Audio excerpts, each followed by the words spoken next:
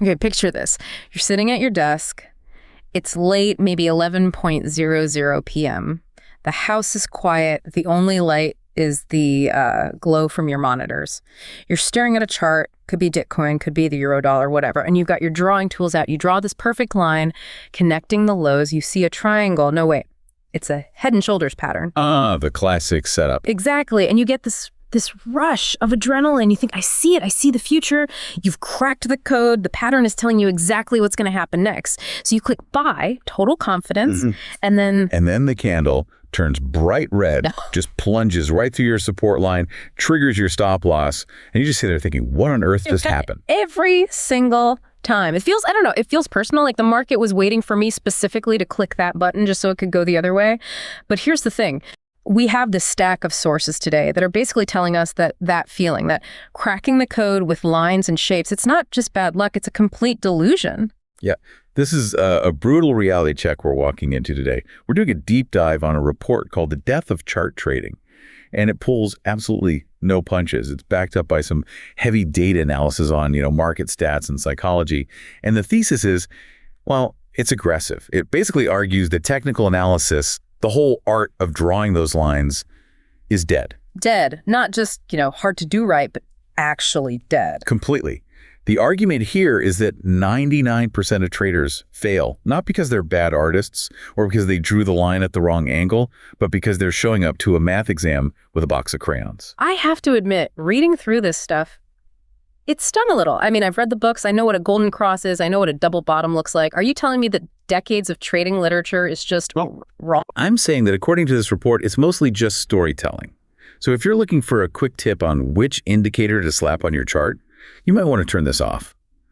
But if you want to understand why your brain is literally wired to lose you money in the markets, stick around. We're about to unpack the casino edge. Okay, let's get into the meat of it. The report kicks off with this massive analysis, over 20,000 trades. I mean, that is not a small sample size. And they categorize most chart patterns as, what was the term? Cognitive noise. Cognitive noise, yeah. It's a very polite, very academic way of saying you're seeing things that aren't really there. But I do see them. If I look at a chart right now, I can see the W pattern for a double bottom. It's right there on the screen. You see it, yes. But does the market see it? That's the question. The report brings up a specific scientific term for this. Pareidolia? Pareidolia. Right. I've heard this, but like in the context of ghost hunting or something. Exactly. It's a glitch in the human operating system. Evolution wired our brains to be hypersensitive to patterns. If you're a hunter-gatherer and you see a shadow in the grass, your brain screams, "Tiger!" If you're wrong, you just get a little scared. If you don't see the pattern and there's a tiger, you get eaten. So we're hardwired to see patterns even when they aren't real, because the cost of missing a real one is, well, death. Precisely. Better to be paranoid than dinner. Yep. But in the modern world, this glitch makes us see a face in a cloud or a rabbit on the moon or, a religious figure on a piece of toast. Or a bull flag on a stock chart. That's it. Yeah. When you look at a jagged, chaotic price chart, your brain is just desperate, absolutely desperate to create some kind of order out of that chaos. It screams, look, a pattern, it's safe.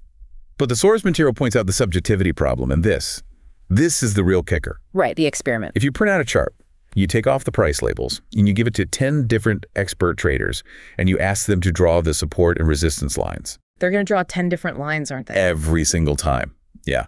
Some will draw from the wicks, some from the candle bodies, some will just totally ignore that one outlier spike. Right. If it were a real objective signal, like a red light at an intersection, everyone would agree. But they don't. And that proves the pattern isn't on the screen. It's in your head. It's a biological bias, not a financial signal. That is.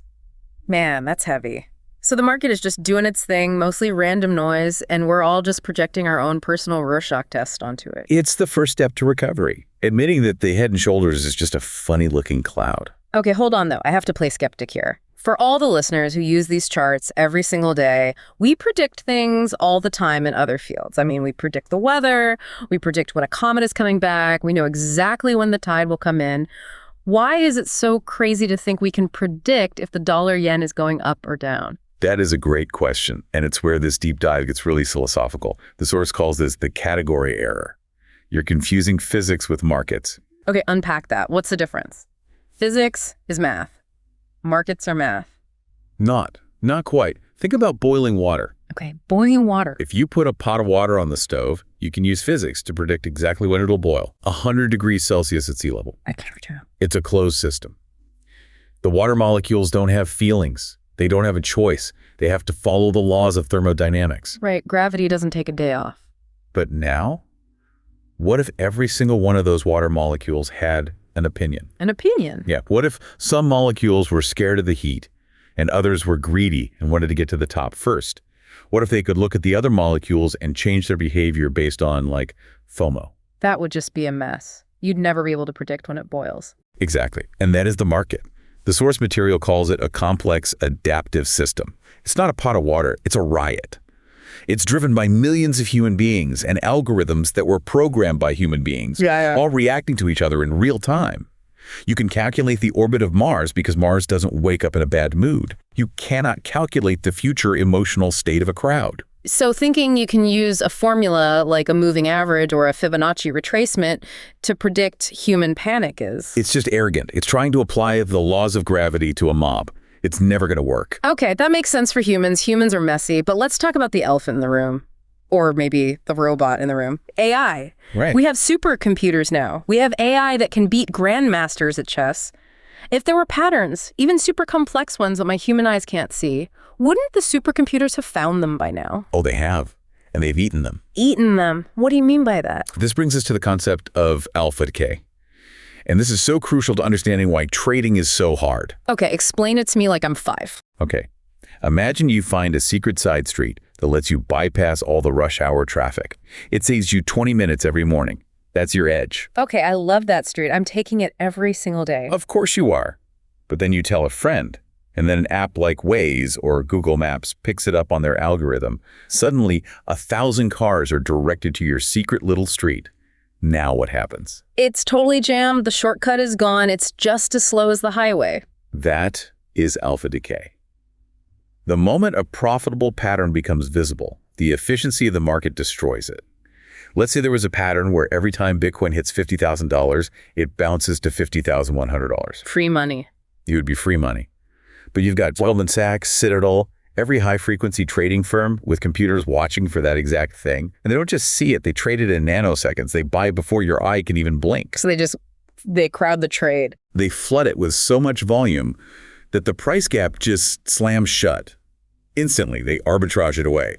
By the time that pattern appears on your retail trading screen, by the time you draw your little triangle, the juice is gone. The big players have already eaten your lunch. So if a pattern is obvious enough for me to see it on a YouTube video, you can be 100% certain it has zero value. Because if it had any value, a computer would have already extracted it and destroyed the pattern in the process. That is incredibly depressing. So we are fighting a war we can't see against opponents who move at the speed of light, looking for patterns that have already been eaten. And it gets worse. Oh, good. I was hoping you'd say that. It's not just that you can't win. It's that the game is structurally rigged to make you lose. The source material really hammers this point. Trading is a negative-sum game. I've heard of zero-sum. That's where if I win $1, you lose $1, right? Like poker. Right. If we play poker, the money just moves around the table. But trading has a rake. It has costs. Commissions, spreads, swap fees, slippage. The cost of doing business. Think of it this way. Let's say you and I flip a coin for $100 bills. That's a fair game. 50-50 shot. Okay.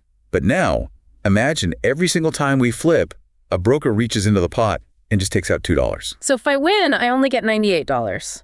But if I lose the full $100. Exactly. If we flip that coin 1,000 times, who ends up with all the money? The broker. We both go broke. Precisely. In a negative-sum game, simply being average guarantees you go bankrupt. You're swimming upstream against this current of transaction costs.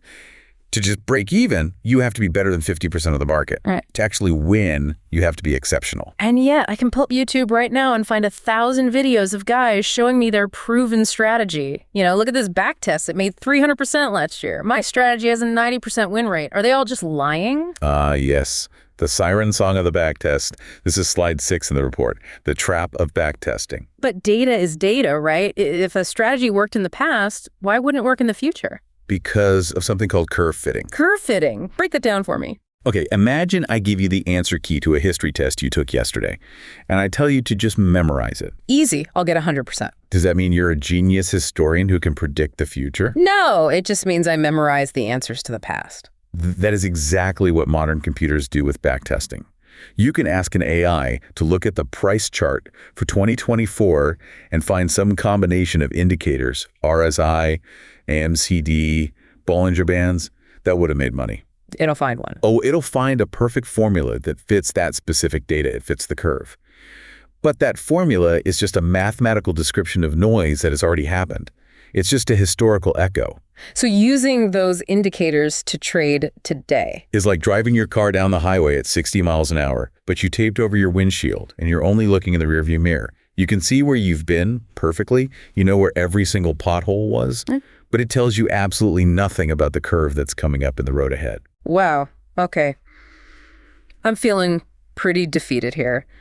The sources have stripped away the patterns. That's just Pareidolia. They've told me physics doesn't apply because markets are emotional riots. They've told me AI eats all the shortcuts. And now you're telling me my backtesting is just memorizing a history test. It really feels like the conclusion is just give up. No, and this is the big pivot. The conclusion isn't give up, it's grow up. Ouch. Okay. What does growing up look like in trading? The source material pivots right here to the solution. And it says, stop trying to be a prophet. Start trying to be the casino. Be the casino. I like the sound of that. Casinos make a lot of money, but they also take on risk. They do. But think about how they do it. Does the pit boss at the blackjack table care if the next card is a jack or a king? No, of course not. Does he start sweating when a player wins a big hand? Does he draw little triangles on the felt table trying to predict the next shuffle? No, he usually just buys them a drink and keeps dealing the cards. Exactly. Why? Because the casino is not in the business of prediction. They don't have a clue what's going to happen in the next minute, but they know exactly what's going to happen over the next year because they have the house edge. The house edge, that statistical advantage. Right. Take roulette. You've got red numbers and black numbers. Yeah. Seems 50-50, right? Sure. Okay, for the green 0, 0, 0, those two little green slots tilt the odds just slightly in favor of the house. Maybe the casino only wins 51% or 52% of the money in the long run. That seems so small. I always thought you needed like an 80% win rate to be some kind of rich trader. That's the genius approach. And it's a total myth. The house approach relies on a tiny, tiny edge, maybe just 51%, but it applies that edge relentlessly over and over again. So the whole goal shifts. It's not where's the price going? It becomes, do I have a probability on this particular setup that is just slightly better than a coin flip? Exactly. It's reframing the entire game. You aren't trying to be right. You're trying to exploit a structural inefficiency. But wait, explain structural inefficiency. What does that actually look like? Because be the casino sounds great, but how do I actually do that? It means finding a mechanical advantage. It's not about guessing the direction.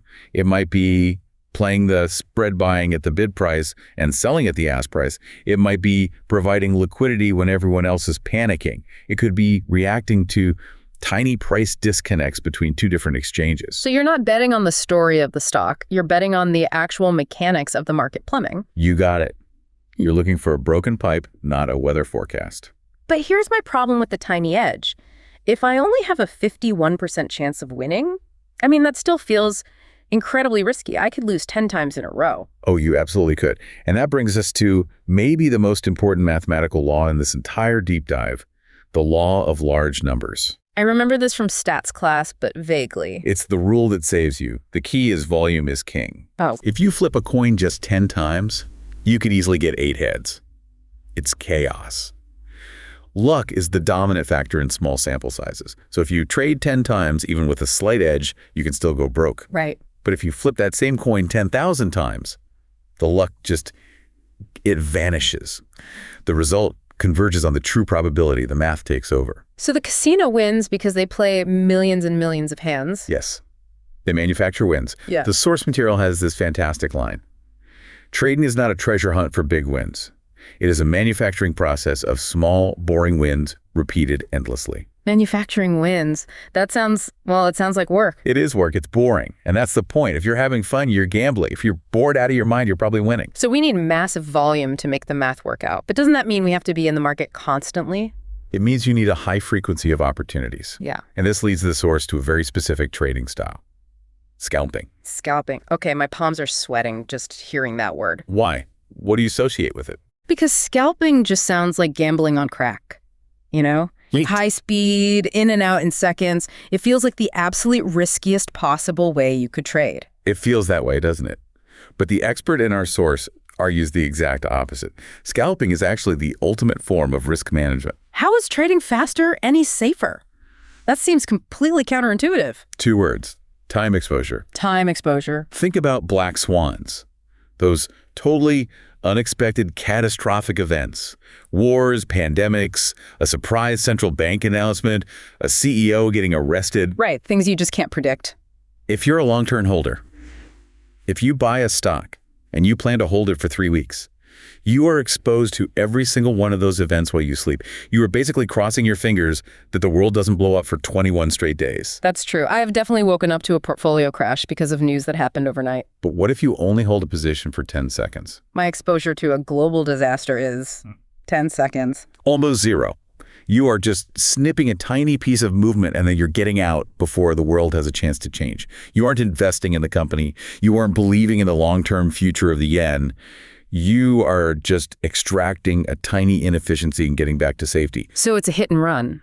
It's not even hit and run. It's react, don't predict. That's the big conclusion on the final slide. React, don't predict. The whole strategy is to accept the chaos. Stop trying to say where the market will be tomorrow. Find a structural inefficiency like a spread difference or a liquidity gap that gives you that 51% tilt.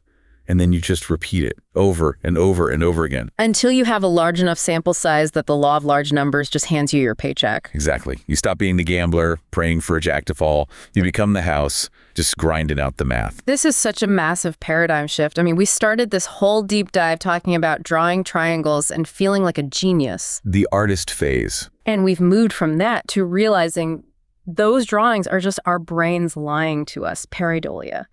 We've accepted that we can't beat the physics of the market because it's not physics, it's emotional chaos.